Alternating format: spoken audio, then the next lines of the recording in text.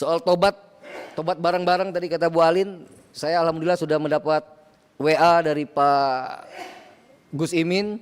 Ya, beliau mengatakan minta maaf kepada saya, mengatakan bahwa bukan itu maksudnya.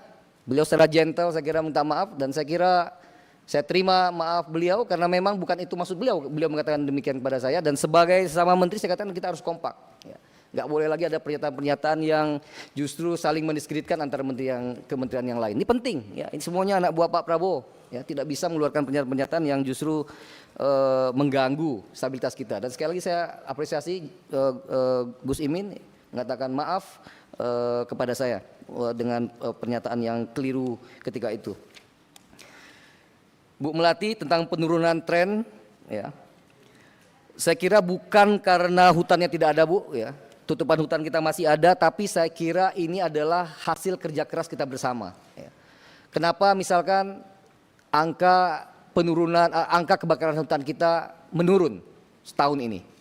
Alhamdulillah. Dari 236.000 hektar pada 2024, sekarang sampai bulan September yang lalu hanya 213.000 hektar. Ini prestasi. Ya. Tadi juga dikatakan soal kenapa turun, ya saya kira mulai, meskipun sama sekali belum sempurna. Sampai tadi Ibu sampai melihatkan bagaimana ada truk yang keliling dengan ngeledek kita masih berjalan di ruas jalan setelah terjadi banjir.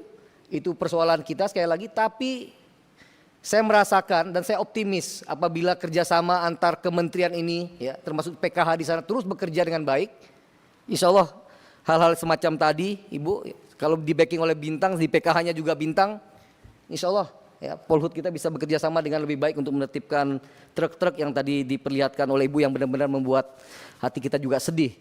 Ketika kita masih grieving, kita masih berduka, tapi sudah ada orang yang dengan berani sedemikian rupa. Dan saya tidak tahu, sekali lagi nanti saya akan tanyakan ke Pak Dirjen Gakum, itu di mana dan kenapa orang kita tidak ada di sana.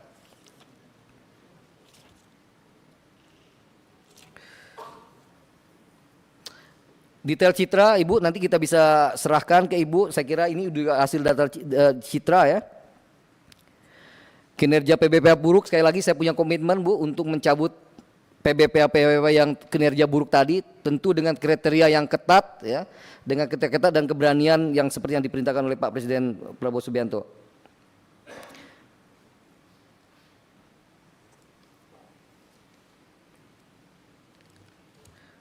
Pak Rajiv, tentang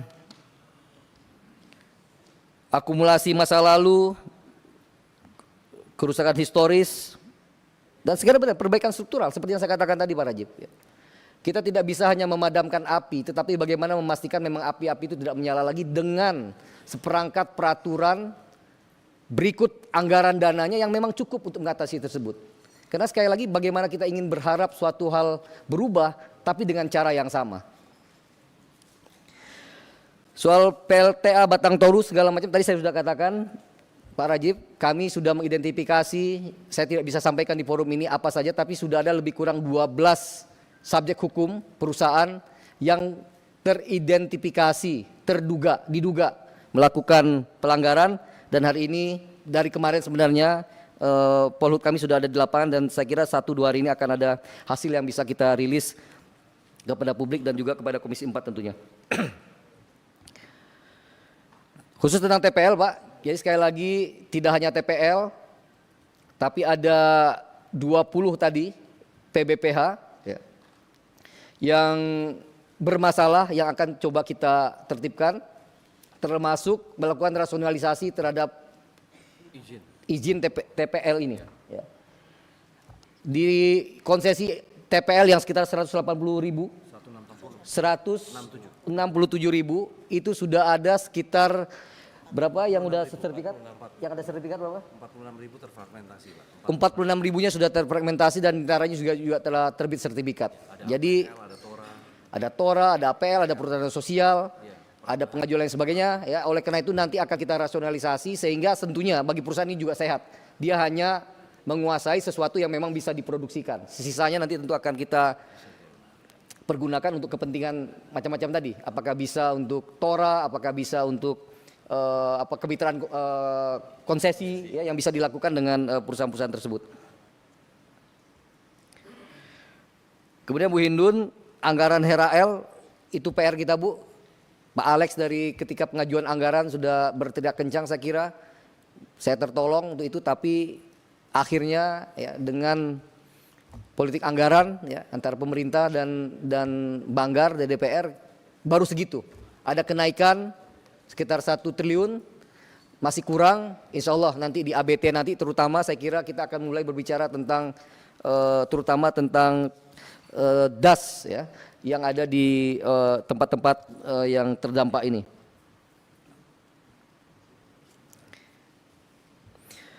Pencaburan BPH ini Bu Hindun tentu mempertimbangkan banyak hal, dan agar tidak open access kita akan aktifkan KPH untuk menjaga di sana, termasuk juga membuka kepada swasta-swasta yang lebih kredibel untuk memang ingin berusaha dan kemudian juga mempunyai kemampuan untuk menjaga hutan tersebut Bu.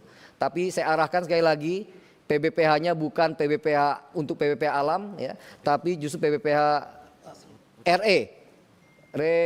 restorasi ekosistem atau jasa lingkungan. Tobat Naswa sudah saya sampaikan tadi Bu. Sama-sama tobat kita.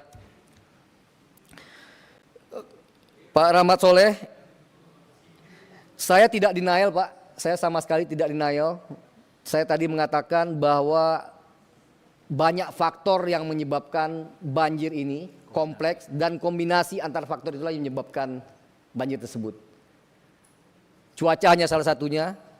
Lebih dari itu memang ada evaluasi dari kami, ya, evaluasi dari kami tentang hutan, tentang AMDAL di kementerian lain, pemerintah daerah sendiri. Kalau tadi dikatakan PPKH Pak, ada bukaan tadi di Batang Toru segala macam, ya, bisa saya saksikan misalkan ada perusahaan apa itu yang besar, Green Court, Agincourt misalkan yang sering viral itu dari tahun 80 itu udah jadi APL Pak. Saya juga baru tahu ketika kasus ini saya minta Dirjen Planologi menyerangkan kepada saya. Dari tahun 87 sampai kemudian ada perubahan tata ruang di 2005. Ya, di 2005 itu memang APL bukan kawasan. Meskipun di sekelilingnya itu adalah Taman Nasional. Siapa yang membuat RT RW? Siapa yang mengajukan RT RW? Kita bersama Pak. Ada keterlibatan pemerintah daerah juga di sana. Di masa-masa itu. Jadi sekali lagi saya tidak mengatakan, apalagi saya berapologi, saya defensif bahwa ini ada terkait dengan hutan. Iya, oleh karena itu kita harus perbaiki Pak, perbaiki diri kita agar sekali lagi dikatakan tadi semua terenyuh. Saya di hari kedua Pak juga datang ke Agam, dari Riau saya datang ke Agam melihat sendiri dengan Bapak polisi. Saya kebetulan dapat mengevakuasi 2 jenazah di depan mata saya sendiri. Sangat sedih Pak, sangat sedih sekali.